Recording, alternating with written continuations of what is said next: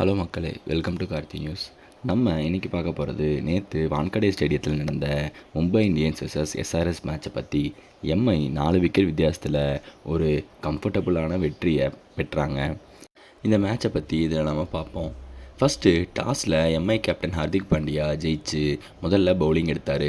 வான்கடையில் night மேட்ச்சில் எப்போவுமே ஒரு டியூ வரும், அதனால் இது ஒரு நல்ல டெசிஷன்.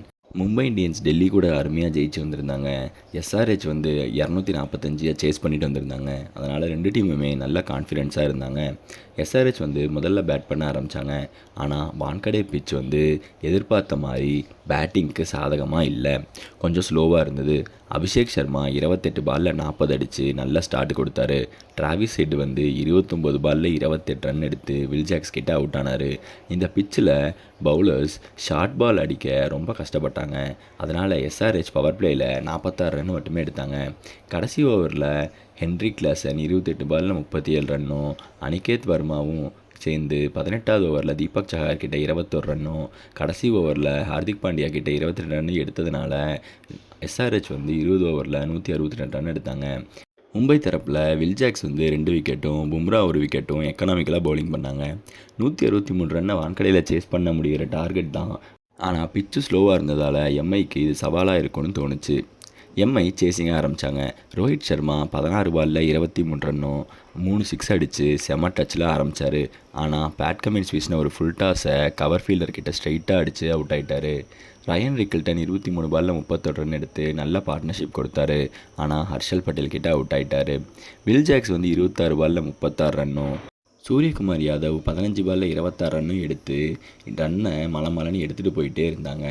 கடைசி ஓவர்ஸில் ஹார்திக் பாண்டியா 9 பாலில் 21 ரன் எடுத்து வேகமாக ஆடினாலும் இஷான் மலிங்கா கிட்ட அவுட் ஆகிட்டார். ஆனால் கடைசியில் திலக் வர்மா ஒரு ஓவரில் ரிவர்ஸ் ஸ்வீப் அடித்து 4 அடிக்க 18.1 ஓவரில் மேட்சை ஜெயித்தாங்க. மும்பை 166க்கு 6 ரன் எடுத்து 4 விக்கெட் வித்தியாசத்தில் ஜெயித்தாங்க.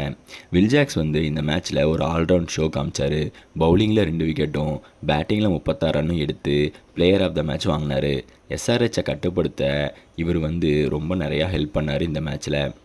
அடுத்து ரோஹித் சர்மாவோட ஸ்டார்ட். 26 பாலில் 3 சிக்ஸ் அடித்து எம்ஐக்கு செம்ம ஸ்டார்ட்டு கொடுத்தாரு ரோஹித் சர்மா.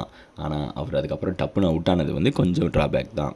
எம்ஐ பவுலிங் ரொம்ப டைட்டாக இருந்தது. குறிப்பாக வில்ஜாக்ஸோட பவுலிங், பும்ரா, போல்ட்டு, எஸ்ஆர்ஹெச் பக்கம் ரொம்ப நல்லா பவுலிங் போட்டாங்க.